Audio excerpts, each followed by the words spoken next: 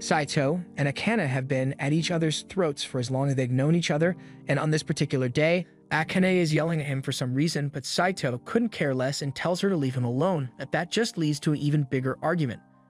One of Akane's friends, Himare, comes over and she finds it funny how they are always fighting, but now that she thinks about it, Akane seems to care way too much about what Saito does, so she's starting to wonder if there's something going on between the two of them. Akane is disgusted and denies having any feelings for Saito, because she'd much rather have a roach crawl into your ear and go out with him. And Saito is equally offended by the idea of dating someone like her, so they start arguing some more. Once the school day is over, Saito is on his way back home, but all of a sudden, he gets a phone call from his grandpa. He answers and his grandpa invites him to come have some tea with him at his house. But Saito has better things to do, so he's not interested in going on a tea date with his grandpa. Grandpa reminds him that he already made Saito the heir to his company, so the least he could do is spend some time with his dear old Pop-Pop while he's still alive. But even if Saito still doesn't want to, Grandpa knows a thing or two about kidnapping children, so he has a limo and some of his armed guards pull up beside Saito. Saito briefly considers running out of there like a track star, but then he realizes his grandpa is definitely crazy enough to have him shot and sent to the hospital, so he decides to comply. He gets in the limo, and while the guards are driving him, he asks where he is being taken. The guards are apologetic because they know their boss is being unreasonable, so he tells him that they were instructed to bring Saito to a villa, but they don't know what Saito's grandpa is planning. Saito's grandpa, Tenryu Hojo, once saved the Hojo group from the brink of collapse, and under his leadership, the Hojo group became a global high-tech corporation, so it isn't a stretch to say that he's one of the richest and most powerful people in the world. And it may be hard to believe, but Saito's grandpa cares about his grandson more than anything. But Saito's father, on the other hand, seems to care a lot more about milk. Eventually, they arrive at the house, so Saito sits outside and waits for his grandpa to show up. But while he's waiting, Akane unexpectedly shows up, and the first thing she does is yell at him. She asks Saito what he's doing here, so he explains that his grandpa asked him to come, and as it turns out, Akane's grandma invited her here for tea as well. The situation is strange, and neither of them knows what's going on, but they still can't stand each other, so they end up bickering as usual. Just then, Saito's grandpa and Akane's grandma show up, and they've got something important to tell the two kids, so everyone heads inside. A feast has been prepared because the two grandparents want to celebrate, but Saito has no idea what they are supposedly celebrating here. He also notices that Akane hasn't touched her food at all, so he asks if she's alright. But his concern is met with a roast because Akane says his ugly face made her lose her appetite. The two start arguing again, and both grandparents find it very amusing since it reminds them of how they used to act when they were back in high school. Saito is getting sick of this, so he asks them what they wanted to talk about, and the two respond saying that Saito and Akane are going to get married. Saito and Akane are in disbelief and think they must have misheard their grandparents because there's no way they just told the two of them to get married, especially since they are still in high school. But their grandparents are dead serious about it. Tenryu and Chiyo have known each other since they were kids and were even in love back then, but due to some petty arguments, they ended up drifting apart. Tenryu and Chiyo both ended up marrying other people, but after a lifetime apart, both of their partners are 6 feet under, so the two decided to reconnect, and ever since, Tenryu has been blowing Chiyo's granny back out every night. The point is, even though they are happy with their lives now, they can't help but wonder what could have been had they stayed together as a couple when they were kids. And what better way to relive their youth than to drive their grandkids into it and force the two of them to get married? It sounds like a joke, but they are both fully invested in this plan, and Chiyo expects Akane to give a detailed account of what Saito's back shots feel like later. Akane objects to the marriage because marriage is something that's supposed to be done out of love, not because two old people want to watch their grandkids getting frisky. Plus, Saito points out that it's literally illegal to force kids into marriage, and there's nothing Tenryu or Chiyo can do to make them agree to the marriage. Tenryu had expected that response, which is why he came prepared with some legal blackmail. He signals for the door to be opened and gives Saito an ultimatum. Either he marries Akane or the dog dies. Saito doesn't really care because that's not his dog, but then Tenryu threatens to write Saito out of his will and renounce him as his heir. That's something Saito does care about, so he's starting to think that marrying Akane might not be so bad, but Akane is still strictly opposed because if she's going to get married, and she only wants to do it with someone she loves.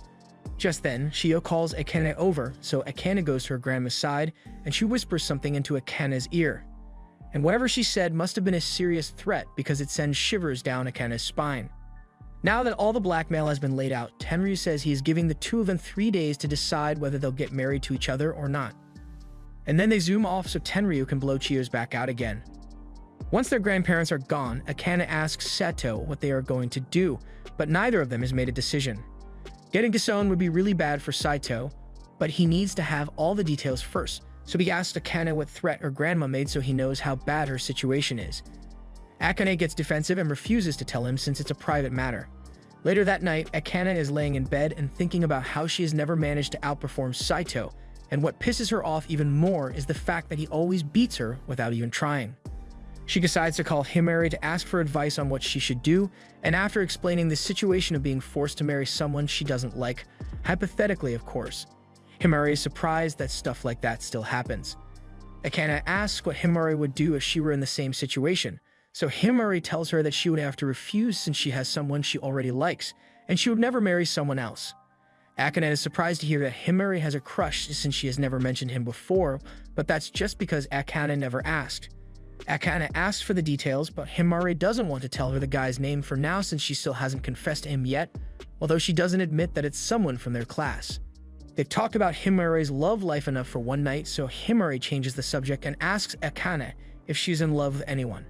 Akane has never had time to fall in love with someone before, and right now the only emotion Akane is feeling is a burning hatred for a certain someone.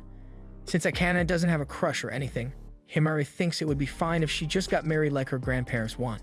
After all, assuming this hypothetical guy isn't a serial killer, they could just live together and split rent and bills, so it would be a great way for Akane to save on living expenses.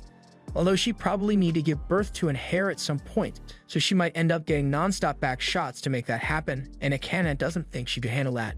Meanwhile, back at his house, Saito is having a panic attack because he already has a hard enough time dealing with Akane at school, but if they end up married, then he will never be able to escape her constant nagging. Saito's cousin, Shize, can tell that something is bothering him, so she asks him what's wrong, and Saito explains that their grandpa is threatening to disown him if he doesn't agree to his demands. That definitely sounds like something their grandpa would do, so she asks Saito what he plans to do. She's perfectly fine with him giving up his rights to the company if that's what he wants, because even if he ends up becoming a hobo, she will still love him the same. However, she knows that Saito has big dreams, and if he is going to accomplish those dreams, then he will need access to the Hojo Group's resources. Regardless of what he chooses to do, she promises that she will be by his side to help him every step of the way, and Saito is really glad to have her with him. 3 days go by, and both Saito and Akane meet with their grandparents because they have made their decisions and are going to get married. Since that has been settled, Saito says he and Akane will file the paperwork for their marriage once they've graduated, but that's not good enough for their grandparents because they expect Saito and Akane to be in their life as a married couple immediately. They've even got a brand new house lined up for them, so they drop them off there and drive off. Akane starts freaking out because she can't just suddenly start living with Saito, but Saito is already desensitized to the BS his grandpa pulls, so this doesn't surprise him. The two of them head inside, and if nothing else, this house is actually pretty nice, so Akane thinks living here might actually be fun. Or it would be if she didn't have to stay here with Saito. This place is fully equipped with everything they could possibly need, but there's just one problem: there's only one bed. They call their grandparents to complain about the bed, but they intentionally set it up that way because they want Saito and Akane to sleep together. In fact, they are making it an official rule that Akane and Saito must sleep in the same bed every single night, and Chiyo wishes Akane luck with the inevitable pounding she'll receive. Saito realizes that their grandparents must have set up cameras in order to watch them at night, which is most definitely illegal, but he can't figure out where they put them. However, while Saito is worrying about the cameras, Akane is worrying about having to sleep in the same bed as him. She nervously asks if he really intends to do it tonight, but Saito has no idea what she's talking about, so Akane gets embarrassed and starts yelling because she thinks he's going to double stuff her all night until she can't walk anymore.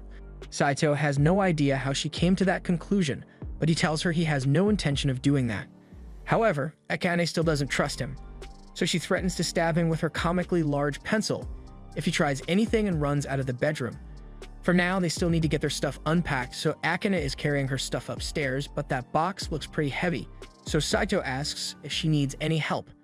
Akane rejects his offer because she thinks Saito just wants to get a hold of her stuff so he can do pervy stuff with it.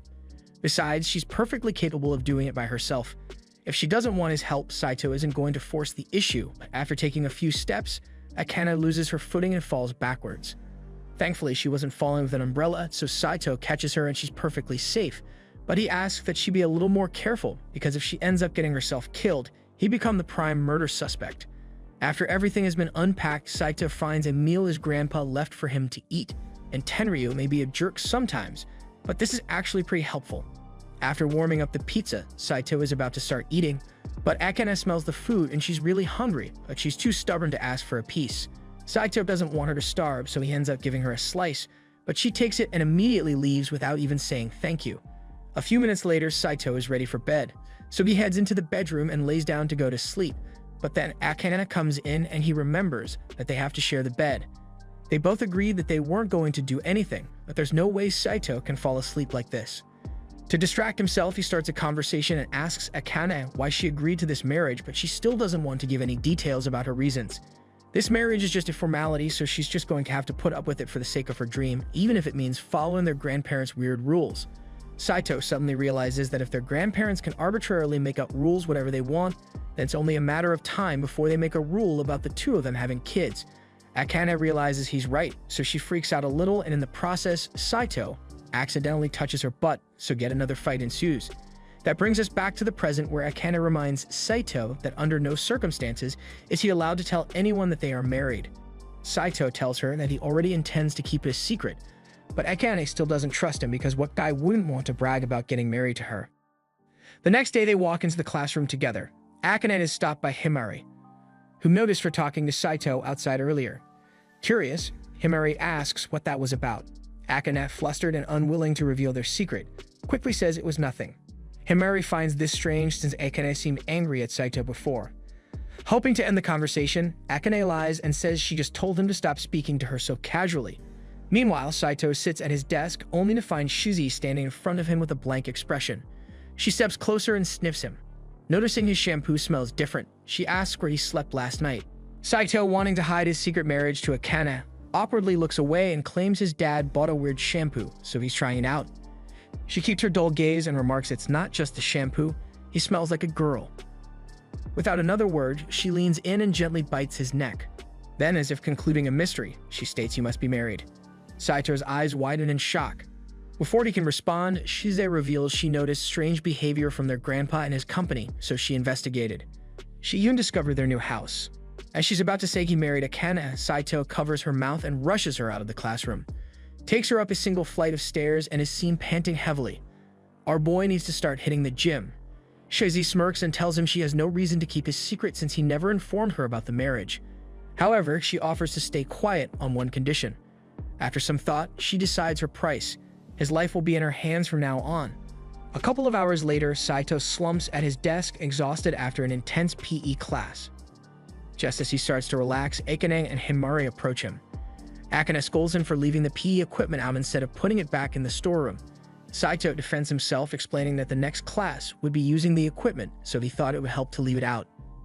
Their bickering escalates, drawing amused looks from their classmates, who have grown used to their banter and find it entertaining. Later that afternoon at home, Saito is reading when he hears Akane scream from the kitchen.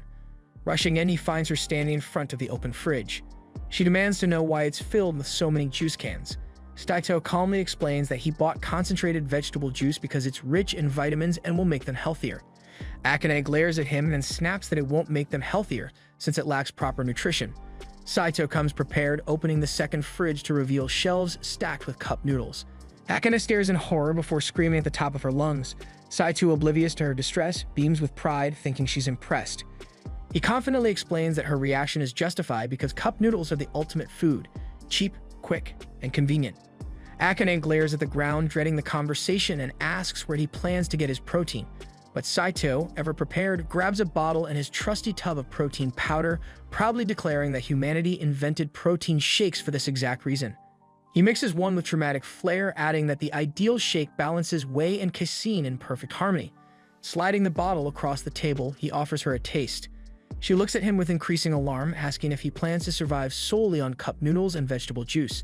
Saito nods, insisting that this is the pinnacle of cooking.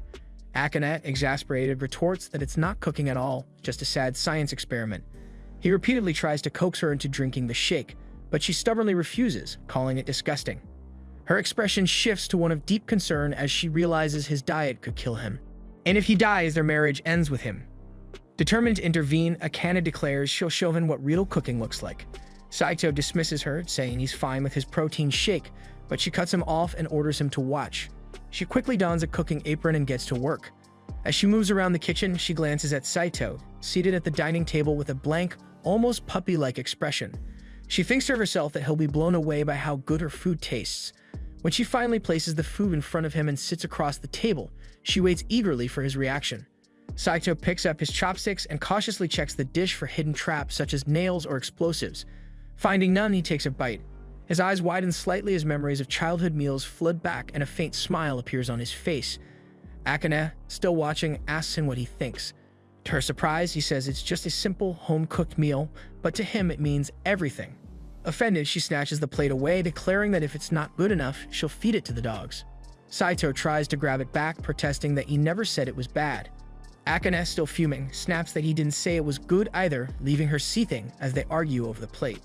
Saito grabs the plate and starts eating while Akane tries to stop him. Once he's done, he sets the plate on the table, claps his hands in a quick prayer, and leans back, satisfied with his full stomach. The next morning, Akane tries to wake Saito up for school, but he's fast asleep, dreaming about cuddling in bed with his cousin Shizzy. Still caught in his dream, he pulls Akane into bed, mistaking her for Shizzy. After a few moments, she snaps out of it and yells at him to get up. They both get out of bed and Saito apologizes, saying he didn't realize she'd come to wake him for school. Akane, however, tells him she didn't wake him up for school, to scold him for leaving the dishes unwashed.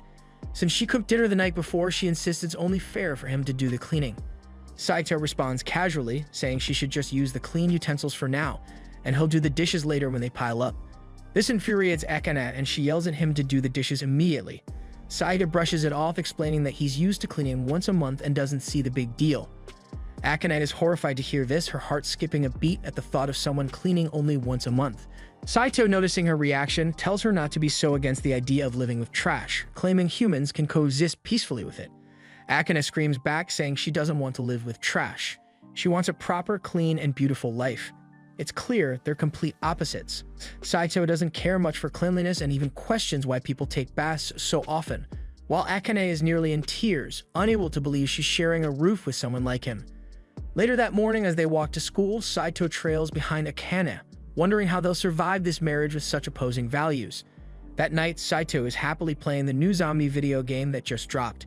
He's completely absorbed, blasting zombie heads on screen when Akane walks in, complaining about the noise. She glances at the screen and immediately covers her eyes, disgusted by the gore, and tells him to stop playing. Saito refuses, so they start tugging at the console in a heated argument. In the middle of the chaos, the doorbell rings and Akane lets go of the console. Saito stumbles backward, accidentally turning the game off in the process. Our boy then freezes in shock as he realizes his 12 hours of gameplay has been erased since his dumbass forgot to click on save. Hours later, Saito wraps a towel around his waist and heads to the bathroom for a bath since he can no longer stand his horrible stench. As he steps inside, he freezes again. Akane is already there, her eyes closed, fully naked and unaware of his presence. She doesn't even notice when he enters, so Saito walks out with an embarrassed expression. As he's about to leave the bathroom, he starts thinking it's strange that she didn't notice him at all. He wonders if she might have passed out or something. He steps back into the bathroom and sees her in the same position, eyes closed. She's breathing, so he assumes she's just asleep. Then it hits him. This is how people end up drowning. He calls out to her, trying to wake her up. To his surprise, she just murmurs gibberish. Deciding not to push it, he turns to leave, but her head tilts dangerously close to the water. Saito rushes in and tries to lift her out of the bath, but he isn't strong enough and she ends up falling onto him. She rests against his chest for a moment before waking up and realizing the situation. With tears forming in her eyes, she asks why she's naked with him and accuses him of assault. Saito stammers, trying to explain, but she doesn't listen and calls him a pervert, ordering him to get out. A short while later, Akane is dressed and blow-drying her hair, still stunned that Saito, her biggest rival, saw her naked. She begins to consider that she might have fallen asleep in the bath and wonders if he was actually trying to help her. Later that night, Saito is reading in bed when Akane walks into the room, a hint of guilt visible on her face. Feeling bad about how she reacted earlier, she tries to start a conversation and apologize. But Saito, clearly not in the mood, simply says he's going to sleep. That reaction from him hurts her feelings and she starts quietly crying in bed. The next day at school, Himari notices Akane seems down and asks what's wrong. Hearing the question, Akane rushes to hug Himari. They sit down and Akane explains her problem with Saito, but she keeps his identity anonymous because she doesn't want Himari to know about their marriage. Himari thinks it over and suggests giving the person a big hug. Akane immediately rejects that idea. Instead, Himari advises her to talk things out with a person, reminding her that respect is a two-way street. It's about respecting them too. Meanwhile, Saito is having lunch outside with Shizi and venting about his issues with Akane. Shizi bluntly suggests they get a divorce, but Saito disagrees, saying he can't give up because he needs to honor the promise he made to his grandfather. Since divorce isn't an option, Shizi advises him to focus on getting along with Akane. She stands up from the bench and tells him it's not that hard. All he has to do is listen to her, be sensitive, and learn to compromise. Later that day, Saito comes home determined to try Shizi's advice. But as he opens the door, he sees Akane standing there with an intensely angry expression. Startled, he tries to walk past her, thinking he'll follow the advice later. Before he can leave, Akane grabs his arm, her expression softening as she gently asks if they can talk. Saito assumes she's about to bring up divorce, but to his surprise, she wants to discuss how they can make their marriage work. A few moments later, they sit across from each other with cups of tea, agreeing they'll need to set some ground rules if they're going to live together. Saito begins by saying he prefers washing his clothes and dishes only when they pile up, but Akane raises her voice slightly, saying she refuses to live such a dirty lifestyle. Hearing that, Saito agrees to do his laundry more often, which surprises Akane since she didn't expect him to be that cooperative. With that settled, Saito asks Akane to allow him to touch her body, but not in the way you think. He just wants her to tolerate the occasional bumping of their bodies at night, clarifying that it's just because the bed is cramped. Akane hesitantly agrees, her face flushed, but she warns him that she won't forgive him if he tries touching under her clothes. Now that they've addressed the basics, Saito suggests they make it a habit to thank each other for even the smallest things, believing it will help them grow closer. Akane agrees but insists he compliment her cooking more. She reminds him of how he previously called her food normal, which she didn't consider praise. Saito, on the other hand, thinks calling it normal should be enough, but he doesn't argue further. Later that night, Akane is on the phone with Himari, telling her they made some small progress in their relationship. She notices Saito approaching and quickly ends the call. When Saito enters the room, he sees her lying on the bed with a deep blush, awkwardly giving him permission to touch her body. But our boy decides to fumble the bag as usual and tells her that he's not going to do that. Over time, things start improving between them. One day, Saito surprises Akane with a thoughtful gift, showing he's willing to put in effort for their relationship. That evening, Akane prepares an extravagant dinner with several delicious dishes. This time, Saito compliments the food, saying it's really good. Akane blushes, locking eyes with him, and shyly says she's glad to hear that. After the meal, Saito takes it upon himself to wash the dishes, but can't stop thinking about how Akane looked at him after his compliment. Just then, Akane joins him in the kitchen and offers to help with the dishes. Saito is shocked since he never thought of her as the type to care about helping out. As she washes alongside him, he starts to see her in a new light. He realizes that while he's only seen her in bad moods before, she's actually really beautiful when she's not angry. One night, Saito is busy reading his favorite book when Akane interrupts him. She tells him she rented a movie that caught her attention. Saito assumes she wants him to move, so he starts to get up, but Akane stops him. Confused, he stares at her, unsure of what she wants. With a shy and embarrassed expression, she holds up the movie tape, 24 uncut hours of kitten footage. She says she wants them to watch it together. Saito is baffled and considers this to be utter bullshit, wondering why anyone would want to watch kittens for 24 hours straight. Fortunately, Akane finds the 3-hour version of the movie instead, and Saito quickly suggests they watch that version instead.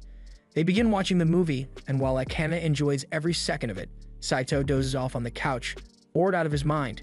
When the movie ends, Akane expresses how much she loved it and suggests they watch the full 24-hour version next time. Saito suddenly wakes up from his nap, disoriented and muttering something about an alien planet. Since they watched something Akane likes, she insists it's only fair for Saito to pick the next thing to watch.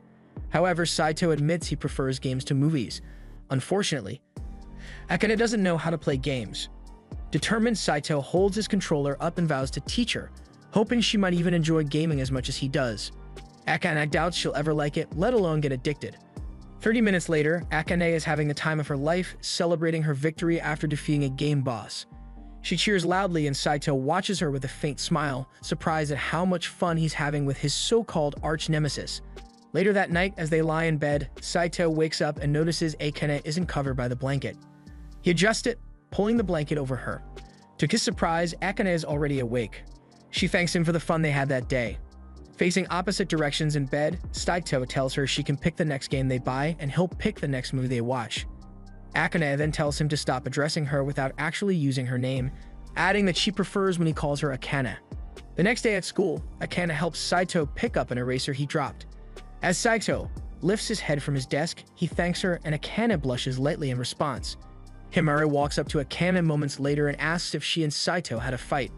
Not wanting anyone to know she's getting along with Saito, Akane insists they're always fighting. However, Himari senses something is off. Their behavior doesn't match their usual constant bickering. Feeling cornered, Akane rushes out of the classroom and goes home, skipping the first period entirely.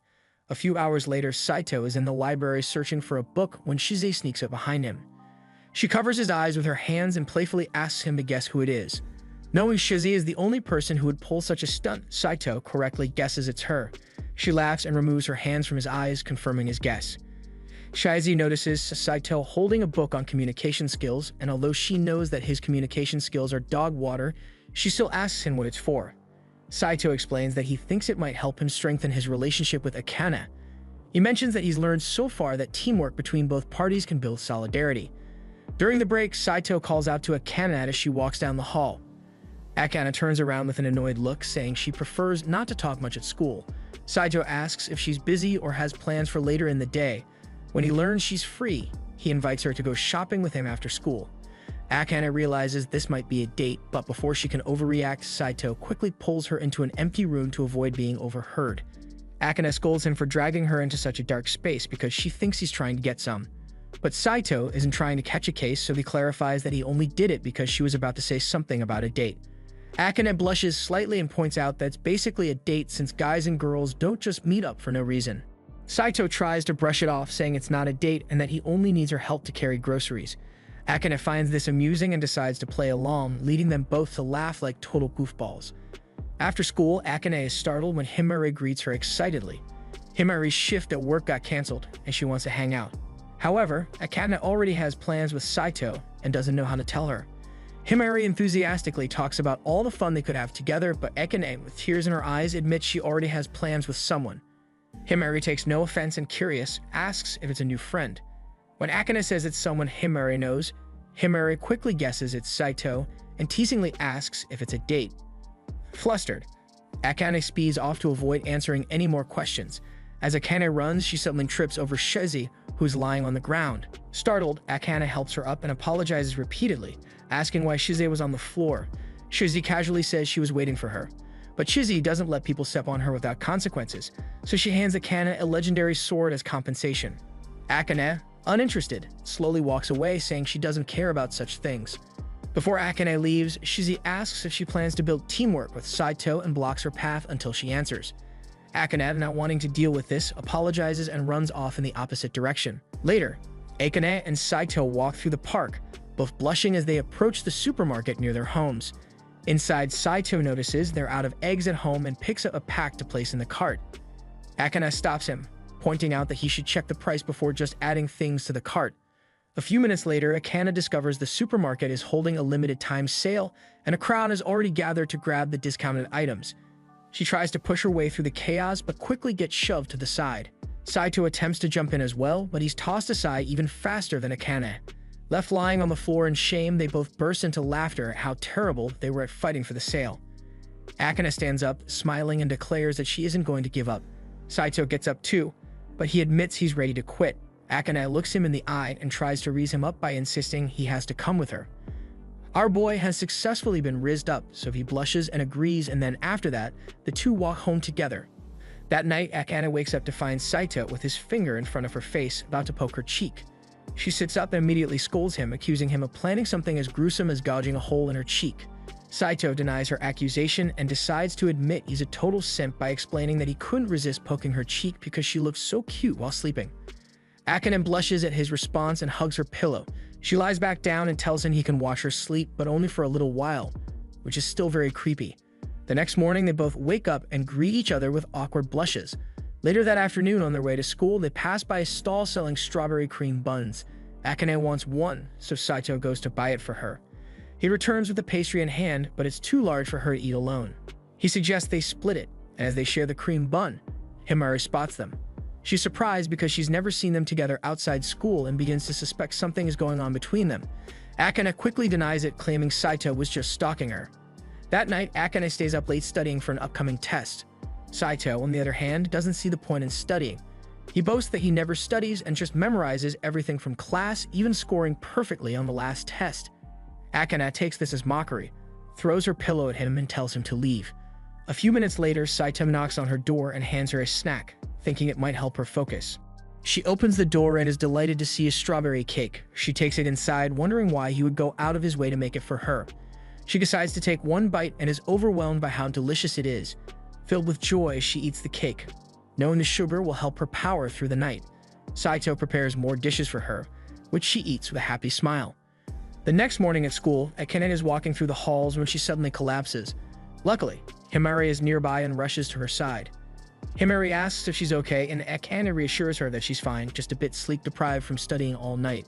Himari urges her not to push herself too hard and reminds her that her health is more important. But Akane is more focused on getting the top grade in the class. Himari advises her again, pointing out that she'll never outscore Saito. Despite this, Akane remains determined to surpass Saito in every way. That evening, Saito brings her a late-night snack, only to find her slumped over her desk. Assuming she's fallen asleep, he moves closer but notices her uncomfortable expression. He quickly realizes she isn't feeling well. Saito checks Akane's temperature and sees that it's a worrying 40 degrees. She's clearly burning up from a fever. Akane complains about feeling sweaty and uncomfortable, so Saito grabs a wet rag and carefully cleans the areas where she's sweating the most. As he tends to her, Akane mumbles weakly, talking about how much she needs to study if she ever wants to achieve her dream of becoming a doctor. She explains that her ultimate goal is to help people live long, healthy lives and to be someone who can step in whenever someone is in need. Akane's voice turns quieter as she shares how her parents can afford to send her to medical school. She reveals that the only reason she agreed to marry Saito in the first place was because her grandmother promised to fund her education if she married him. Hearing this, Saito feels a mix of surprise and admiration. He never knew about this deeply personal dream of hers. Akane's frustration starts to spill out. She vents about how hard she studies every day but can never seem to surpass him, even though he barely puts in any effort and still gets perfect scores. Then, almost as if she's confessing something she had buried for a long time, she admits that she's always admired him, even if she never said it out loud before. Realizing what she just admitted, Akane's face turns red, and she yells at him to forget everything she just said. A few minutes later, Saito checks her temperature again. This time, it has climbed to 42 degrees. Alarmed, he decides it's time to call an ambulance, but Akane insists there's no need for that and tells him to just go to bed. He tries calling an ambulance anyway, but can't get through. Seeing no other option, he picks her up in his arms and tells her he won't just stand by while she's suffering. As he carries her outside, Akane looks at him with surprise. She never thought he had the strength to lift her so easily. She jokes about him being stronger than she thought he was. Bro will hold onto that compliment for the rest of his life. That aside, Saito decides to use this precious moment to bring up the dream she mentioned earlier. At first, she assumes he's about to roast her about it, but instead he tells her that he believes in her. He's confident she'll achieve her dream because she's someone who never gives up no matter how hard things get. While running toward the hospital, Saito reflects on their unusual marriage. Though he initially disliked her, he finds himself thinking that maybe this marriage could end up being something wonderful after all. The scene shifts to the following morning. Akane wakes Saito up by leaning over him with a playful smirk and a mock death threat. She quickly laughs it off, saying he should be grateful she woke him up in time for school. Saito groans, realizing she's back to her usual antics. It turns out Akane only had a bad cold that day, and a week later, everything has returned to normal. At school, Saito's day starts with Himari approaching him to congratulate him on his perfect test score. She even flirts with him a little, but her attempts go completely over his head. Not long after, Akane walks up to him with a deadly serious look in her eyes. For a second, he braces himself for a scolding, but her expression softens into a blush. She reminds him that he has a wife and warns him not to get too close to other girls. As she turns and walks away, Saito can't help but smile to himself. Watching her, he thinks that maybe he really does have the cutest wife in the world. Before they head into class, Akane gives Saito the lunchbox she made for him. She is upset that he forgot to bring it with him and thinks he doesn't like her cooking, but on the contrary, Saito says he loves Akane's cooking, so it really was just an accident that he forgot it. They head into class, and when lunchtime arrives, the two of them prepare to begin eating. But before Saito could take even a single bite, Shizi comes over and says she is hungry, so is his little sister. She demands to be given his entire lunch. Saito reminds her that she already had 3 bowls of rice. But Shizi doesn't care about the food she ate before. All that matters is that Saito has food, and she wants that food. Everyone in class decides to butt in on the argument, and since Shizi is cute, They all take her side and tell Saito to let her have some of his food. Saito eventually caves and lets Shizi sit in his lap so she can have a little bite of his food. But all of a sudden, Himari walks over, and the first thing she notices is that Saito and Akane's lunches look the same. They may be arranged differently, but they got the exact same ingredients, so it's almost like Akane made Saito's lunch for him. She jokes that the two of them must be going out with each other after all, but they both deny it immediately. In fact, they were a little too quick to deny it, so all their classmates start getting suspicious that something might actually be going on between the two of them. Saito tries to think up a good excuse for why he has the same lunch as Akane, but when he turns back to his bento box, he finds it completely clean. It shouldn't be humanly possible to eat food that quickly or efficiently, but when it comes to her brother's food, Shizi will always find a way. Since the incriminating bento is gone, all of Saito's classmates lose interest in the conversation and walk away. Shizi tries to act like this was her plan all along, but that's a lie because she really just wanted to eat Saito's food. A little while later, Saito is walking through the halls when he happens to run into Himari. She jumps down the staircase and says she has something to ask regarding his lunch earlier. She wants to know if Akane actually did make the bento for him or not, but Saito obviously can't tell her the truth, so he lies and tells her that he and Akane just happened to use the same ingredients. Himari then asks if Akane and Saito are dating, so Saito says they aren't, and Himari seems satisfied by that answer, so apologizes for asking such a weird question and walks off. Later that night, Saito and Akane are in bed, but Akane seems to be a little on edge because she can hear something moving. She turns around to see what it is, and to her horror, there's a terrifying figure standing over the bed. She screams so loud that Saito thinks they are under attack, but when he asks Akane what's wrong, she just tells him she thinks she saw a ghost over there. Saito takes a look, but he doesn't see anything, so he decides to go back to sleep, but Akane is too scared to sleep, so she begs Saito to stay awake with her until she calms down. Since Akane doesn't want to sleep, Saito suggests that the two of them do some reading to take their mind off it. However, a few moments later, Akane comes running into Saito's study room because she heard more ghost sounds coming from the living room. Saito asks if she managed to record anything as proof, but she didn't, so he thinks Akane is overreacting. He heads out of the room, and Akane asks him where he's going, so he tells her he's just going to the bathroom. However, Akane still doesn't want to be left alone, so she begs Saito to let her in the bathroom with him while he takes a dump.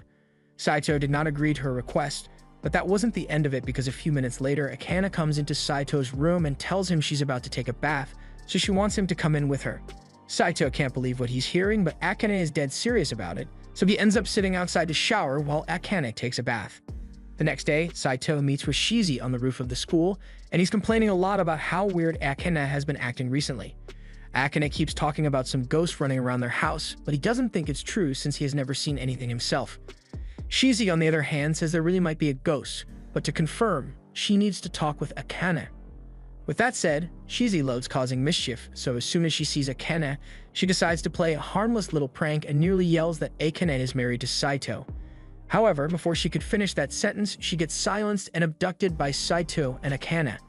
They bring her to an empty classroom, and now that there's no threat of their secret being exposed, Akane begins seething with rage because she told Saito not to tell anyone about their marriage. In Saito's defense, he never actually told Shizi about his marriage, she just kind of figured it out on her own, so there was nothing he could do about it. Shizi confirms this, and now that Akane thinks about it, it is natural for Shizi to have found out since she is Saito's little sister. Moving on, Shizi mentions that she heard Akane was scared of ghosts in her house, so Shizi is here to tell her that her house is most definitely haunted, and the ghost will make Akane's test scores drop if they don't do anything about it soon. Saito can tell that Shizi is just trying to mess with Akane, but Akane totally believes every word Shizi is saying, so she asks Shizi to please come to their house and get rid of the ghost. Once they arrive, Shizi begins making a big deal of just how haunted this house really is, but not to worry, she knows exactly how to get rid of ghosts. But to do that, she has to go through all their personal belongings. They arrive at Saito's study room, but since he barely ever studies, it's more like a library. Shizi assumes that means Saito has naughty magazines in there, but he never said that, and he definitely doesn't have any in his room. Shizi is still convinced that there are magazines to be found, so she decides to search his room. Saito lets her do it since he knows there's nothing embarrassing for her to find, but to his horror, he was wrong. Shizi manages to find a pair of his underwear, and let's not talk about what she's doing with his underwear. Next, Shizi wants to check Akane's room, but after seeing what Shizi did with Saito's underwear, Akane doesn't want to risk letting Shizi anywhere near her clothes. They move on to the bedroom, and Akane explains that she clearly saw the ghost standing over the bed right here. Shizi puts a lot of thought into what the ghost could have possibly been, and then she comes to the conclusion that she was the ghost all along. In truth, Shizi got keys to the house from their grandpa, so she visited Saito and Akane in the middle of the night without telling them. The reason she was sneaking around so much and standing over their bed all night was because she was hoping to watch Saito and Akane get hit and steamy in bed, but that never happened. Anyway, Shizi is hungry now, so she says she wants to stay over for dinner.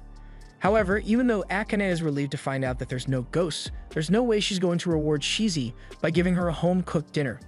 But then Shizi starts complimenting Akane's cooking skills, and after a lot of flattery, Akane ends up making a lavish meal for Shizi. Shizi is really enjoying the meal, and Akane is glad that Shizi likes her food. But when Shizi gets a piece of food stuck on her cheek, Saito picks it off her face without a second thought, so Akane can't help but notice that the two of them seem usually close with one another. After dinner, Saito and Shizi head to the living room to play some games together, and yet again, Akane can't help but get the feeling that some incest is going on here. I mean, look at them. Saito can tell that Akane is slightly mad about something, and while she is a little bit jealous of how close Saito is with Shizi, she won't admit that, so she yells that she's not mad at all. Saito is really confused and doesn't know what Akane could possibly be upset about, but he doesn't want to stick around to find out, so he says he's going to take a bath. Shizi gets up as well and says she'll follow him. But this is where Akane draws the line, since Shizi is pretty much the same age as Saito, so there's no way this is okay. Shizi says she and Saito always bathe together, so it's not a big deal, although as far as Saito remembers, the last time he had a bath with Shizi was before he moved in with Akane. Akane has heard enough at this point and declares that the two of them are not allowed to bathe together in this house, no matter how natural they think it is. A couple hours later, Saito is lying in bed when Akane comes into the bedroom. She asks where Shizi is, so Saito tells her that Shizi is still playing games in the living room. Akane is relieved, since that means she can finally talk with Saito in private. Saito has no idea what she wants to talk about, but he's willing to listen, so he puts his book down. The first thing Akane wants to talk about is that cat game he was playing with Shizi. Saito usually never buys cat games, so if she had known that he bought a cat-themed game for her sake, then she would have asked to play with him. Saito says he didn't bring it up because he knew how much Akane wanted to study, but even so, Akane would have gladly taken a break to play with him. Also, she wishes she could have played it before Shizi did, but Saito has no idea why that would be important to her. He asks if there's a special reason behind it, but Akane just gets embarrassed and yells that for someone so smart, Saito can be really dumb at times. Yelling at Saito somehow made Akane feel a lot better, but there's still one more complaint she has. She tells Saito that she thinks he pampers Shizi a little too much, but again, Saito thinks it's perfectly normal. Besides, Shizi is blood-related. All of a sudden, Akane feels a hand grab her ass, and Saito feels a hand drifting dangerously close to his meat, so both of them are getting really mixed signals right now. They both deny doing anything, and a few seconds later, Shizi pops out from underneath the covers, and it turns out she was just messing with him again. She says she is going to spend the night in their bed so she can be next to Saito while she sleeps like always. Again, Akane can't believe that Saito always sleeps with Shizi, but Shizi really enjoys lying next to her brother. Akane gets to have it all to herself most of the time anyway, so one day with Shizi shouldn't be a problem. Akane tries to explain that she only sleeps with Saito because their grandparents forced her, but Shizi assumes Akane just wants to be alone with Saito, so she offers to sleep on the floor instead. However, Akane doesn't want Shizi to misunderstand anything, so she says they should all sleep together after all. Later that night, Shizi turns to Akane and tells her that she needs to be more direct about her feelings for Saito. Akane tries to act like she doesn't know what Shizi is talking about, but Shizi could clearly see that Akane was jealous of how much Saito was pampering her. Although Saito is really dense when it comes to things like this, so he will never figure it out unless Akane tells him herself. Shizi continues, saying she is glad Saito has someone like Akane around, since she was worried he might end up alone for the rest of his life. But when Akane asks Shizi to explain what she means, Shizi just goes to sleep. Himari meets up with Akane at a cafe, and the first thing she does once they get seated is ask Akane if she likes Saito. Akane is caught off guard, so she frantically denies any affection for Saito, but she's curious why Himari would ask such a question in the first place. Himari admits that she's got a crush on Saito, but Akane doesn't understand what she could possibly see in a guy like him. Himari says she loves everything about Saito, like how handsome and prepared he always is. There was this one time that a girl on their sports team fainted from a heat stroke. But while everyone else was panicking, Saito remained calm and took charge of the situation. Now that Akane thinks about it, she realizes Saito is pretty reliable in a crisis, but that's beside the point. Himari says she really admires someone who knows how to keep things together, and Saito is always nice to her, so she was hoping Akane could get Saito to like her back. Akane agrees to help her, but she doesn't know how exactly she's supposed to help, so she asks Himari what she wants her to do. Himari says she just wants Akane to give her some information about Saito's interests so she can relate to him more, but come to think of it, Akane doesn't actually know much about Saito. Later that evening, Saito finds Akane standing behind him with a pen and notepad in her hand. He's a little freaked out, so he asks her what she's doing, but Akane just says she's observing him and doesn't explain further. Saito tries to ignore her, but Akane keeps following him around, and even when it's dinner time, she holds her camera up to his face. He asks her if there's a reason she's holding the camera so close to his face, but Akane can't tell him about Himari's crush, so she tells him to just ignore it. Saito decides to just eat his dinner, and while he's eating, Akane asks him if there's a particular type of girl he likes. Saito is surprised by the sudden question, but he tells her he doesn't have a specific type. Next, Akane asks him what his favorite food is, and Saito tells her he likes steak, sushi, and seafood bowls, topped with caviar. That last one is a little too fancy, so Akane asks how he likes his steak done, and Saito tells her he prefers his steak rare.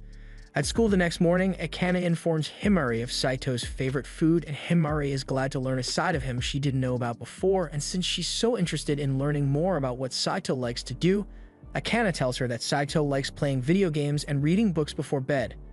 Himari thinks that's really interesting, but she wonders how Akane could possibly know what Saito likes to do before bed, so Akane has to make up an excuse and says she overheard him talking about it earlier.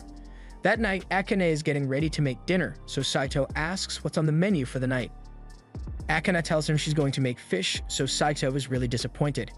He says he thought she would make steak for him since she was asking him about it yesterday. Akane had never intended to make steak, but since Saito was looking forward to it so much, she agrees to do it, although they're going to need to shop for ingredients. While walking back from the grocery store, Akane tells Saito that she really enjoys doing things like this. It makes her feel kind of nostalgic because she used to go shopping with her mom when she was little, but Saito can't relate to that. When they get home, Akane prepares the steak for Saito just like she promised, and when Saito takes his first bite, he just kinda stares at the plate for a second in shock. Akane thinks Saito must hate the steak she prepared, but he tells her it's actually so good that he wishes he could eat it every day. Akane can't believe Saito is giving her such high praise for her food, but she's happy about it. So she says she'll make as much amazing food as Saito wants. But as she says this, she gets a bit too close to Saito's face, so they both get embarrassed. The next day at school, Himari approaches Saito at his desk and asks him if there's a particular type of girl that he likes. She says she heard that Saito doesn't have a particular type, but she just wants to confirm for herself. First of all, Saito asks her where she got that information, but Himari doesn't want to reveal that she got Akane to ask him, so she pleads the fifth. Anyway, about her question, Saito says he doesn't agree with the whole categorizing people into types thing. He would never know if he wanted to go out with someone unless he got to know them first. It's answers like that that make Himari love Saito so much. A lot of guys often ask her out without knowing anything about her, and when she asks what they like about her, it's almost always about her chest size. Saito admits it must be rough for pretty girls like her to have to deal with that, but Himari can't get over the fact that Saito just called her pretty. Saito doesn't get why she's so happy about being called pretty because it's pretty obvious that she's attractive. Once Himari has calmed down, recounts that Saito said he wouldn't know if he likes someone until he got to know them well enough, and since that's the case, she whispers in his ear and asks if he thinks he could fall for someone like her. Saito is caught off guard by her question and asks if she's being serious, but Himari gets embarrassed, says she was only joking, and runs off. Later that day, while Saito is playing games in the living room, Akane sneaks into his room and starts snooping around for information to give Himari. But just when she finds Saito's diary, Saito comes in and spots her. She immediately becomes defensive and yells that she's not funneling information about him to anyone, but Saito has no idea what she's talking about. And even if she's snooping around in his room, it's not like he has any secrets worth looking at. In that case, Akane asks him if he can recommend one of his favorite books to her, and Saito is more than happy to oblige. So he hands her this thick book about history and the art of war and tells her he enjoys laughing at the stupidity of humans while reading it. Akane doesn't understand the appeal, but she relays the information to Himari anyway. But the next day at school, Himari meets up with Akane and tells her she couldn't understand a single word of it. Akane apologizes because she should have asked Saito to recommend a book that's not so complicated, but Himari actually prefers it this way since she has an excuse to talk to Saito now. Himari then runs over to him and says there's a book she doesn't understand, so she'd like him to help explain it to her. While Himari does this, Akane watches from the door and she's starting to feel a little jealous about how casually Himari can talk to Saito. Saito tells Himari he doesn't mind explaining the book to her, after all, he kinda owes her. Whenever Saito and Akane had fights at school, Himari would always step in to mediate for them, so he's grateful to her for that. Himari says she just doesn't like seeing people fight, but if not for her, Saito genuinely thinks Akane might have killed him once ago. Himari thinks Saito might be exaggerating a little since Akane is actually pretty nice, because back in grade school, Akane helped her out when she was getting bullied. Saito is surprised that a social butterfly like Himari was bullied, but back then, she wasn't good at talking with people, and she looked different, so she was an easy target to make fun of. Her blonde hair may stand out, but Saito thinks it really suits her, so anyone who would make fun of her for it must be really stuck up. Himari thinks it's funny that Saito would say that since Akane said the same thing back in grade school to stick up for her. Thanks to Akane, the bullies finally left Himari alone, and ever since then, Akane has been really important to Himari. Akane hears all this and she is deeply touched by how much her friend cares about her. But just then, Shizi appears and asks her if she's jealous of Himari having a crush on Saito. Akane denies being jealous and says she's just surprised by Himari's feelings, but Shizi tells her Himari's feelings are in no way new. Himari has had a crush on Saito ever since their first year of high school here. Honestly, Shizi is surprised Akane never noticed because Himari gets along really well with Saito. In fact, they look like they'd be the perfect couple if they started going out. Akane starts looking a bit uncomfortable at the thought of Saito and Himari as a couple, so Shizi asks her if she's hoping Saito and Himari don't start going out, but Akane doesn't have an answer to that. After school that day, Himari meets Akane outside to thank her for all her help since she got to spend the day talking with Saito about the book. She is really happy, so she offers to buy Akane a strawberry parfait to show her gratitude. She suggests that the two of them could spend the night at Akane's house and have fun like usual. Akane is really excited to have Himari over since it's been a long time since they've gotten to hang out together, but then she realizes that it'd be really bad for Himari to find out that she lives with Saito. She tries to make an excuse that her house is too messy for her to come over, but Himari remembers hearing Shizi talk about visiting Akane a few days ago, so why would Akane allow Shizi to come over, but not Himari? Himari assumes Akane must just not like hanging out with her anymore, but Akane assures her that's not the case. Akane eventually ended up agreeing to let Himari come over, so she hurries home to warn Saito ahead of time. They can't let Himari find out that both of them live together, so she asks Saito to hide all his stuff in his room until she leaves. Unfortunately, the doorbell rings and they realize that Himari has already arrived, so they don't have any time to spare. Akane tells Saito to start hiding his stuff while she keeps Himari busy. Saito gets to work gathering his stuff, but he doesn't have enough time to hide it in his room, so he ducks behind the counter as Himari and Akane walk back in. Once Himari and Akane sit down to chat, Himari tells her that she plans to ask Saito out on a date tomorrow, so she wants to know if Akane is okay with that. Akane doesn't understand why Himari is asking for permission from her, so Himari explains that Akane has always been fixated on Saito ever since their freshman year, so even if she claims to hate him, Himari knows some part of he must secretly have a thing for Saito, and Himari wouldn't want to get in the way of that. She likes Saito, but she likes Akane even more, so if Akane isn't comfortable with her going out with Saito, she won't ask him out. Again, Akane assures Himari that she doesn't care if she asks Saito out because she hates him more than anyone in the world. Saito heard the entire conversation, and he's starting to feel down because he didn't realize Akane still hated him so much. The next day, Himari gets Saito alone in an empty classroom to ask him out on a date, and while that's happening, Akane and Shizi are standing outside the door. That night, while Saito is having dinner with Akane, he tells her about his date with Himari and asks her how she feels about it since they are technically married. Akane gets up and yells that this marriage is fake, and that she has no feelings for Saito, so whomever he dates is none of her business. Saito accepts her answer and says he just wanted to make sure she was alright with it, but Akane is already regretting what she said. The next morning, Saito gets dressed and is about to head out the door, but Akane is starting to feel really uncomfortable about this date. She asks him if he's really going to go, and Saito plans to, unless of course Akane says she wants him to stay. Akane tells him he can do whatever he wants, so Saito starts walking out the door, but before he leaves, Akane grabs him from behind and says she doesn't want him to go after all. She can't explain why, but the thought of him having fun with another girl makes her really sad, and even if it was a forced marriage, he's still her husband, so she won't let him cheat on her. Saito smiles after hearing this because that's exactly the kind of reaction Saito was hoping to get. He tells Akane he actually turned Himari down when she asked him out, so he's been lying about having a date this entire time, and now he knows for sure that Akane cares about him. Anyway, since he's dressed up already, he invites Akane out to do some shopping with him to make up for the prank he played on her. The following day at school, Himari greets Saito as usual, and he's surprised that she's acting so normal even though he turned her down. But just because she got rejected once doesn't mean Himari is going to give up. She swears that she will keep trying until Saito falls for her someday. But now that Akane has acknowledged her feelings for Saito, she's not going to sit by and let Himari steal him from her. Himari wasn't joking when she said she wasn't giving up on Saito, because the very next day she gives him a homemade lunch at school.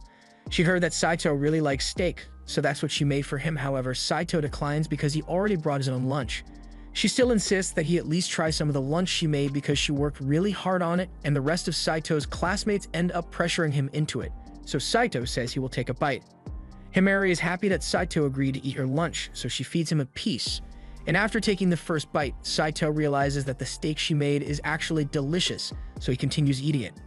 Akane gets upset that Saito is enjoying Himari's food so much, and even though Himari doesn't understand why Akane would be jealous, she tries to make her feel better by feeding her as well, and Akane gets embarrassed.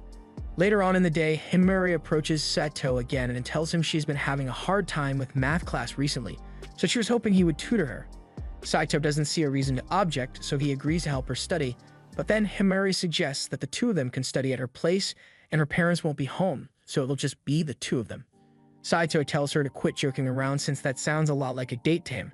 But that's exactly what Himari was going for. After all, she made it very clear that she was going to keep flirting with Saito until he falls in love with her. However, Akane won't stand for this. She could let Himari feeding Saito slide, but there's no way she's letting Saito spend that much alone time at Himari's place. But since she can't explain why she's jealous, she warns Himari that Saito might try to do pervy stuff to her if they are alone. But Himari was actually hoping Saito would do something like that. Akane is now even more against letting Himari have alone time with Saito, so as a compromise, Himari suggests that Akane joins the tutoring session as well. After all, if the two smartest people in class tutor her, then she might be able to get third place on the next exam. Shizi suddenly materializes after hearing someone threaten her spot on the class rankings, and since Shizi is the third smartest person in class, Himari suggests that all four of them should have a study session together, and they might as well have it at Akane's house since there's a lot of them now.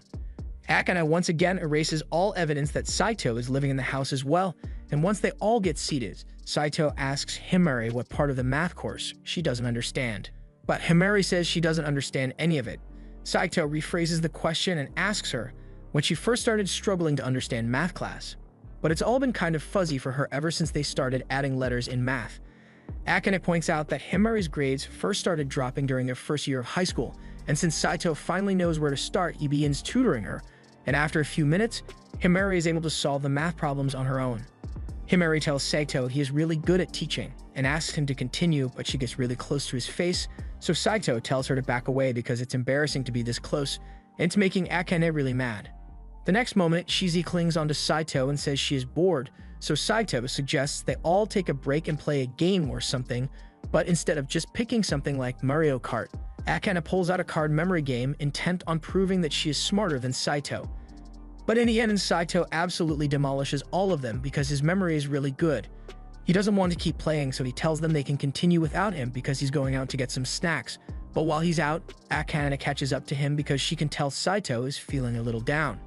She starts a conversation by saying she had no idea his memory was so good, but Saito doesn't like to bring it up because people constantly call him creepy for it. Everyone in the Hojo family is born with one of their traits. Max, for example, Shizi is able to calculate huge amounts of data in her head, while Saito has an impossibly good memory. And because of his memory, he sometimes memorizes insignificant personal details about other people, making people think he is a stalker or something. She tells Saito that his memory isn't creepy at all, and in fact, she would love to have an ability like that since she wouldn't have to study so much, and she'd be able to remember things about the people she cares about. The two eventually return home after buying the snacks, but to their horror, when they get back, they find Himari and Shizi playing video games on Saito's console. So Akane has to make up an excuse for why it's there, and Saito asks Akane why she didn't hide it away earlier.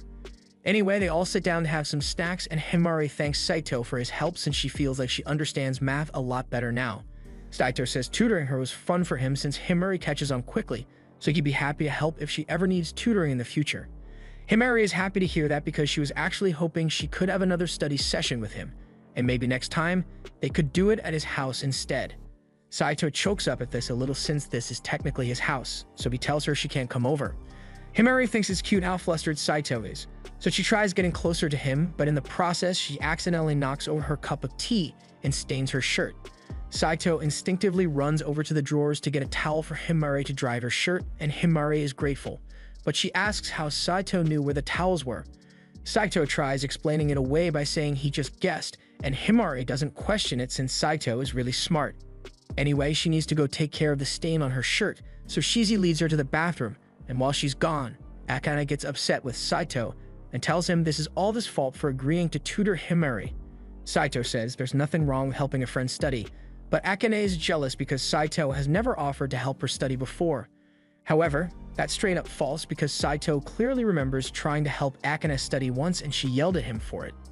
Akane says she only did that because she was too ashamed to accept help from her arch nemesis. Just then, the lights in the house go out and Akane is deathly scared of the dark, so she clings onto Saito. He tells her it's just a power outage, so he wants to go check the breaker box, but Akane doesn't want to be left alone. She suddenly apologizes for being so stubborn all the time, but Saito tells her she's fine the way she is. Sure, she can be a bit annoying at times and has trouble expressing herself, but overall, he is starting to understand that she doesn't mean any harm by it, so he doesn't mind if she acts a little selfish on occasion. Just then, the lights come back on and Himari and Shizi come back into the living room, but Himari spots Akane holding onto Saito and she thinks it's nice that the two of them are getting along. The next day, Saito is talking to Shizi at school because he couldn't figure out what caused the power outage yesterday, so he asks her if she had anything to do with it. But Shizi's hands are clean. Just then, Himari comes up to Saito and asks him if he can tutor her again today, and Saito agrees, so Himari invites Akane as well. However, Akane says she doesn't want to join this time because she has nothing to learn from someone like Saito. But after Himari leaves, she goes up to Saito and asks him to please help her study when they get home. That night, Saito teaches Akane a good method to memorize things, and it works really well for her, so she thanks him for sharing his study methods. But this isn't really Saito's method in the first place. He has never had to study, but he came up with a couple study methods as an experiment and tried them out with different people to see how it would work. Although Akane is the first one to memorize things so easily with it, so it must be because she's naturally smart. With that said, Saito thinks they've studied enough for one night, so he wants to call it a day, but Akane wants to keep studying till morning. Saito knows she is studying to become a doctor, but he still doesn't understand why becoming a doctor is so important to her. She tells him it's none of his business, and Saito admits that she's right, but he still wants to know about Akane's motivations regardless. Since Saito wants to know more about her, Akane agrees to tell him and begins explaining that when she was younger, she had a little sister who was very sick. Her sister could hardly get out of bed, and Akane's parents had to work day in and day out to cover her hospital bills, so they were never around much. Akane's sister would constantly cry out in pain, but all Akane could do was pat her head and watch her suffer until the day she eventually died. She couldn't save her sister back then, but there are other people out there just like her who are suffering right now, so Akane wants to do everything she can to save those people. Saito is glad Akane opened up to him, but since she told him about her late sister, she's been feeling gloomy ever since. Saito doesn't know what to do about it, so he goes to Shizi to ask her for advice on the matter. After telling Shizi about the situation, she thinks about it for a second and tells him that Akane would probably feel better if she got to do something fun with Saito, like shopping. Saito says he goes shopping with Akane all the time. That's not the kind of shopping Shizi was talking about. Even though Akane probably won't admit it, Shizi figured out that she's into a lot of girly stuff, so inviting her to go shopping for sweets or something stylish would be more appropriate. And Shizi knows the perfect place since there's a festival in town with all sorts of sweets from around the world. That same day, Saito goes up to Akane while she's making dinner and asks her if she wants to go out with him on their next day off. Akane is so shocked that she accidentally burns the food, but she agrees to the date with Saito, and the next day, she goes to talk to her grandma about it. Her grandma is so excited that Saito and Akane are finally getting along that she could die with no regrets right now, but before that, she has to prepare Akane for the date. So she brings her to a hidden closet full of clothes she had been gathering for the day Akane falls in love, but Akane denies being in love with Saito. The day of the date finally arrives, and when Saito sees Akane, he is stunned for a moment because she looks really lovely in that dress. They head out into town, and Saito suggests that they go to a cat cafe first since he knows how much Akane loves kitties. But Akane immediately says they can't go there. She's come here before, and let's just say she went a little overboard, so she's banned from that cafe for life, but she still really wants to go in. Since the cafe isn't an auction, Saito takes Akane to a karaoke room, but Akane starts freaking out because she thinks Saito is going to try something now that they are alone. Saito reminds her that they literally sleep in the same bed every night, so if he was going to try something, he would have done it a long time ago. Akane picks out a song for them to sing, and they actually have a lot of fun singing together, and afterwards, Saito takes her to a lemonade store that he thinks she'll like. Akane gets a strawberry lemonade, and Saito was right because she really does love it. She has had a lot of fun today, but she's curious why Saito asked her out in the first place, since he always does things for a reason. Saito admits that he was trying to make her feel better because he made her remember some painful memories, and Akane is surprised since that was awfully considerate of him. In return, she says Saito can pick a place he wants to go to next, and she'll tag along with him. But she soon regrets those words because Saito takes her to a supplement store. As soon as they walk in, a big buff dude offers Saito a platter of supplements, and he immediately starts scarfing down as many as he can, and he looks like he's really enjoying himself. After Saito bought all the supplements he needed, he and Akane start walking home, but along the way, Akane spots a ring that she really likes in one of the shops. Saito tells her she should get it for herself if she really likes it that much and Akane wants to, but it's too expensive for her to afford. Saito takes a look at the price and it really is expensive, but Akane says she'll just have to wait until she starts working and can afford to buy it for herself. Although by then someone else would probably have bought the ring. They continue walking home, and Akane thanks Saito for asking her out today because she really does feel a lot better. But Akane's good mood doesn't last forever because the next day she's back to complaining about every little thing Saito does. Saito wishes the two of them could get along for more than a day, but then he recalls that Akane really wanted the ring she saw yesterday, so he comes up with an idea. At school, Saito asks Shizi if it's okay for him to come to her house today. Shizi asks him if there's a special reason for it, but Saito just wants to hang out with her since they haven't spent much time together recently. Shizi would love to have him come over, so she calls for her ride, and a few minutes later her limo pulls up outside. Saito has had bad times in this limo, so he asks Saru to drive carefully, but she only knows how to go fast or faster. After a heart-pumping ride, they eventually arrive at Shizi's mansion and head up to her room. Shizi immediately starts changing her clothes, but Saito tells her to stop and go change somewhere else. However, Shizi doesn't see a problem with changing in front of Saito, and she prefers it when he helps her change anyway, so Saito has no choice. After Saito has gotten Shizi dressed, she asks him what game he wants to play, but he doesn't have anything special in mind, so Shizi suggests they play vampires. The game basically means Shizi has to try to climb on top of Saito and suck him dry. But in the middle of the game, Saito's aunt walks in. She loves Saito just as much as Shizi does, so she welcomes him to have dinner with them and spend the night. However, Saito says he actually has to get home soon since Akane will be waiting for him. But while he's here, he asks his aunt if she could let him help out at her company since he's looking for a part-time job. She's a little confused by his request since if Saito needs money, he could just ask his grandpa for it. But Saito doesn't want to owe grandpa any favors. Plus, he needs to earn the money on his own. His aunt asks him what he needs the money for, so Saito tells her he's planning to buy a gift with it, and both Shizi and her mother realize who the present is for. Shizi feels hurt that Saito would use playing with her as a pretext to talk to her mother, but Saito says he really did want to play with her. That aside, Shizi's mother doesn't think it's fitting for Saito to be getting a part-time job when he is the heir to the Hojo family. It's bad enough that he was already forced to marry a random girl. Saito gets the feeling that Shizi's mother is against his and Akane's marriage, and she doesn't deny it because she was hoping to have Saito marry Shizi at some point. That aside, she does have a job for Saito to do. She tells him that the localization department needs some help translating their software. The code is written in an obscure language that no one has been able to translate, but if it's Saito, she assumes he could master it in 3 days. However, Saito says he can do it in just one night. That night, Saito gets ready to begin learning the language, so he starts flipping through pages rapidly and memorizing the code. Akane suddenly bursts through the door because she can't believe Saito is actually studying for once, but Saito says he's just trying to learn a language, and after a few more minutes of page flipping, he says he's done memorizing it. Now all he needs to do is get a good night's sleep so the memory sticks. Akane is really impressed and says she wishes she had Saito inside her. But that was a poor choice of words, so she gets embarrassed and clarifies that she meant she wants to have his brain.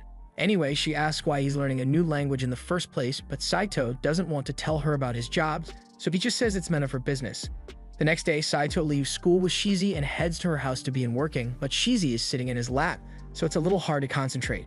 Shizi refuses to get up from his lap and randomly bites his neck, so Saito asks if she's upset about him wanting to buy a present for Akane. Shizi says that's not the issue because she understands that giving Akane a gift will make Saito's life with her easier. But ever since Saito got married, he hasn't had time to play with her, and she gets lonely sometimes. Saito apologizes, but Shizi says it's not his fault. She understands that he has had a lot of work on his plate lately. But she doesn't have a request to make just this once. She wants Saito to stay in bed with her until she falls asleep. Later that night, Saito finally returns home, and he is confronted by Akane, who has been waiting for him to come back. She asks where he was at this time of night, so he tells her he just had a couple errands to run, and it's none of her business. He then walks past her to get ready for bed, but as he does this, Akane smells the scent of a girl on Saito's body. She decides to go talk to her grandma about this the next day and tells her that lately Saito has been coming home late and he's not eating dinner with her. Akane's grandma points out that Saito is pretty handsome, so he's probably popular with other girls. Akane admits that there's one girl who has a crush on Saito, but they are friends, so if Saito were spending time with her, she would have mentioned it. Grandma realizes Akane is really worried that Saito might not like her, but she has a hard time expressing her feelings, so she gives her a little advice. Others may lie to you, but life is too short for you to lie to yourself. The next day at school, Himuri comes crying to Akane because she asked Saito out again, and he rejected her yet again, so Akane starts comforting her. But just then, Shizi walks past Akane, and Akane realizes that Shizi has the same scent as the one that was on Saito last night. That evening, Saito is out late yet again, so Akane is left to eat dinner by herself. She tries convincing herself that she doesn't care that Saito isn't here. But then she remembers what her grandma said about being honest with herself, so she admits that she wants Saito around and picks up her phone to call him. However, she's just now realizing that she never got Saito's contact information, so she's going to have to get creative if she wants to contact him. She pulls out a phone book and looks up the number for Shizi's house. The maid answers the phone, so Akane asks her if Saito happens to be there, and Rue confirms that Saito is indeed there, but just then, the phone is handed off to Shizi's mother. Akane wasn't expecting to have to talk to her, so she's a little flustered, but then Shizi's mother tells her that Saito has his hands full at the moment, so he won't be able to speak with her. Akane tries to explain that she only needs to talk to him for a second, but Shizi's mother absolutely forbids it. He is busy with work, so she doesn't want him to be disturbed, and besides, their whole marriage is a sham anyway, so she doesn't understand why Akane is so concerned about what Saito is doing. She then hangs up on Akane. Later that same night, Saito finishes up his work and meets with Shizi's mother before he leaves. She already got a report from the team that they've received the translation from Saito, and normally, she would need to cross-check the project to make sure there are no mistakes, but Saito never makes mistakes, so she just hands him his money. And while he's still here, she asks Saito why he didn't tell Akane that he was working here, but he just didn't want to ruin the surprise. Since his work is done, Rui gives Saito a ride to the jewelry store so he can buy the ring, but when he finally gets home, he is faced with a furious Akane. She's mad that Saito has been spending so much time at Shizi's house and says if he likes her so much, then he should have married her instead. Saito can tell that Akane is mad, so he clarifies that he and Shizi may be close, but that doesn't mean they are dating. However, that doesn't seem to make her feel any better, so she's about to storm off, but before she does, Saito grabs her and pulls out the ring he bought. Akane realizes it's the same one she saw in the jewelry store a few days ago, and Saito explains that he had been doing some translation work for Shizi's mother so he can afford the ring, which is why he was always out so late. She starts getting really flustered over the fact that Saito just gave her a ring, so he tells her this is a peace offering, and from now on, he hopes the two of them can get along with each other as much as possible. Akane remains silent and runs out of the room, so Saito thinks he might have creeped her out by gifting her a ring, but then she comes back out and tells him she really appreciates his gift. The next morning, Saito wakes up to find Akane sitting in bed, admiring the ring he gave her, and she looks really happy. She asks him if he's going to be out late again tonight, but Saito says he's done with his work, so Akane joyfully says she'll make him a nice dinner tonight.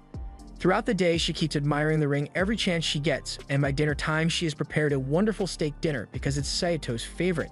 But she went a little overboard on the meal prep here. However, Saito forces himself to eat every bite because he doesn't want to turn down Akane's kind gesture. The next day, as they walk to class, Saito is still feeling sick from all the steak he ate last night, but then he notices that Akane is still wearing her ring.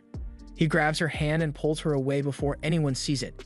Akane has no idea why Saito suddenly dragged her away, so Saito points out that Akane has her ring on, and while he's glad she likes it, they can't let their classmates see it and start asking questions. Akane says she understands, so she'll put the ring in her pouch for now and only wear it at home. However, after returning home, she is hit with a horrible realization. She lost the ring. Akane frantically searches through her bag, but it's not in there, so she goes outside to retrace her steps in hopes of finding it. Unfortunately, even after walking all the way back to school, Akane still hasn't found it, and she's mortified that she somehow lost a precious gift from Saito after just one day. She briefly considers getting a sketchy modeling job to pay for a new ring, but even if she did buy a new one, it wouldn't be the same. The ring was a symbol of Saito's love for her, so no matter what, she has to find the original ring. The next day, Akane tries searching the grocery store to see if she might find the ring there, but she had no such luck, so she sits down on a park bench to cry about it for a minute. Shizi soon shows up, and it doesn't take her long to figure out that she lost the ring Saito bought for her. Akane panics because she doesn't want Saito to find out she lost it, but Shizi tells her she doesn't have to worry because she's going to help her find it. She and Shizi proceed to search the entire school for it, but by nightfall, they still haven't found it yet. Akane apologizes for keeping Shizi out so late and tells her she can go home now, but she's going to keep looking on her own for a little while longer. Shizi tells her she doesn't have to carry the burden alone, but Akane says it was her fault the ring got lost in the first place, so she needs to be the one to find it no matter how long it takes her.